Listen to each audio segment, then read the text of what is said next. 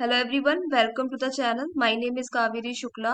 और इस वीडियो में हम लोग इंडियन अकाउंटिंग स्टैंडर्ड के बारे में आज डिस्कस करेंगे, क्योंकि बहुत ही इंपॉर्टेंट टॉपिक है। ये अभी क्वेश्चन पेपर जो डिस्कस कर रहे थे उसमें ये क्वेश्चन पूछे गए हैं।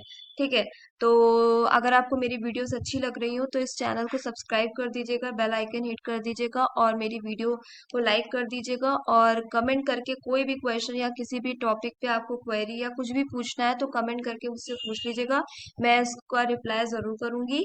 और लेट्स स्टार्ट। और जो भी इसमें प्रैक्टिकल क्वेश्चंस रह गए हैं उन वो जो मैंने स्किप किया था क्वेश्चन पेपर में, वो थ्योरी क्वेश्चंस मैंने ऑलरेडी अपलोड कर दिए, सारे थ्योरी क्वेश्चंस जो भी हैं। ठीक है, और उसमें मैंने जो प्रैक्टिकल क्वेश्चन स्किप किए थे उसकी वीडियो मैं कल अपलोड कर दूंगी पार्ट 9 के बेसिस पे। ठीक है, तो लेट्स स्टार्ट। आज इस पे टॉपिक पे डिस्कस कर लेते हैं। और ऐसे ही इंपॉर्टेंट टॉपिक्स पे हम लोग डिस्कस करते रहेंगे, जिसके मतलब जो जो थ्योरी भी रिवाइज कर देखते रहेंगे, जो जो क्वेश्चन जिस पे बन रहे हैं। ठीक है, तो इंडियन अकाउंटिंग स्टैंडर्ड 101 क्या है? फर्स्ट टाइम, देखिए यहाँ पे क्या लिखा है, फर्स्ट है ना, तो first time adoption of Indian accounting standard. ठीक है, और Indian accounting standard 2 share based payment. Indian accounting standard 3 business combination, ये इंपॉर्टेंट है। ठीक है, और ये भी इम्पोर्टेंट है, इंडियन अकाउंटिंग स्टैंडर्ड 104। ये क्या है? इंश्योरेंस कॉन्ट्रैक्ट है। इंडियन अकाउंटिंग स्टैंडर्ड 5 क्या है? 105 कर non current asset held for sale and discontinued operations. और इंडियन अकाउंटिंग स्टैंडर्ड 106 क्या है? Exploration for evaluation of mineral resources. और इंडियन अकाउंटिंग स्टैंडर्ड 117 क्या है? Financial instrument disclosure. और इंडियन अकाउंटिंग स्टैंडर्ड 108 क्या है? Operating segment. ठीक है, वेट अ सेकेंड।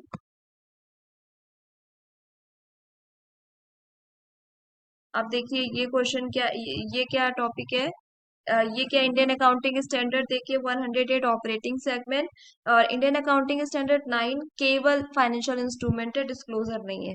और इंडियन अकाउंटिंग स्टैंडर्ड 110, अब ये बहुत इंपॉर्टेंट है, अभी डायरेक्ट क्वेश्चन बना है इसमें दो, अगर आपको पता हो तो 2 नंबर आपको मिल जाए। तो अब याद रखिएगा, consolidated financial statement.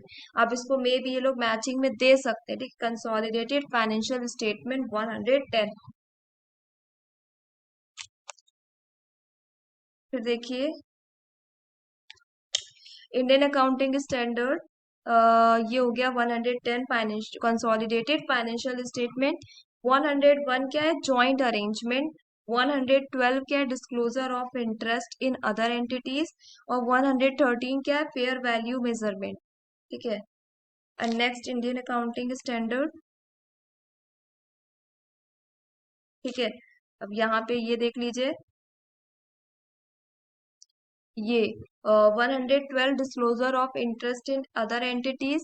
113 fair value measurement. 114 regulatory deferral account. 115 revenue from contract with customers. 116 lease हो जाएगा। और यहाँ पे अब यहाँ से 100, अब यहाँ से 1 स्टार्ट होता है, इंडियन अकाउंटिंग स्टैंडर्ड 1। ये बहुत इंपॉर्टेंट है क्योंकि पीवाईक्यूज में ये बार बार ये रिपीट हुआ है। Indian accounting standard 1 matching type questions में, प्रेजेंटेशन ऑफ फाइनेंशियल स्टेटमेंट। ठीक है, प्रेजेंटेशन ऑफ फाइनेंशियल स्टेटमेंट, जो फाइनेंशियल स्टेटमेंट का प्रेजेंटेशन होता है वो इंडियन अकाउंटिंग स्टैंडर्ड 1 में होता है। ठीक है। हम्म, अब देखिए इंडियन अकाउंटिंग स्टैंडर्ड 2, ये भी बहुत इंपॉर्टेंट है, इन्वेंटरीज अभी पूछा गया है। इंडियन अकाउंटिंग स्टैंडर्ड 7 क्या है? Statement of cash flows. और Indian accounting standard 8 accounting policy changes in accounting estimates and errors. और इंडियन अकाउंटिंग स्टैंडर्ड 10 आ जाएगा, events occurring after reporting period. Indian accounting standard 11 क्या है? Construction contract. और income tax के रिगार्डिंग क्या है? 12। 12 क्या है? Income tax. और 16 क्या है? ये भी बहुत इंपॉर्टेंट है, बार बार आता रहता है, property plant and equipment. Indian accounting standard 16। ठीक है।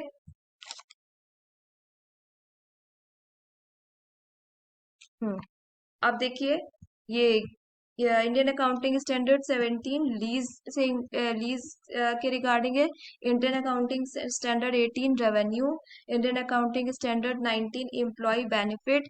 Indian accounting standard 20 accounting for government grants and disclosure of government assistance.